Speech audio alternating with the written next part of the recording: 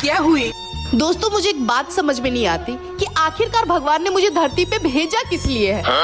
क्योंकि ना ही तो उन्होंने मुझे शक्ल दी है और ना ही अकल। बात तो सही है। एक पति दिया है वो भी बेवकूफ, बच्चे दिए वो भी नालायक, ससुराल वाले दिए वो भी ओवर स्मार्ट, एक किस्मत दी है वो भी 5-6 जगह से फूटी हुई, एक ऐसा शरीर दिया है कि अगर मैं 150 कदम भी चल लूं तो धड़कन से आवाज आती है, मालकिन आप रुकोगे या मैं रुक जाऊं।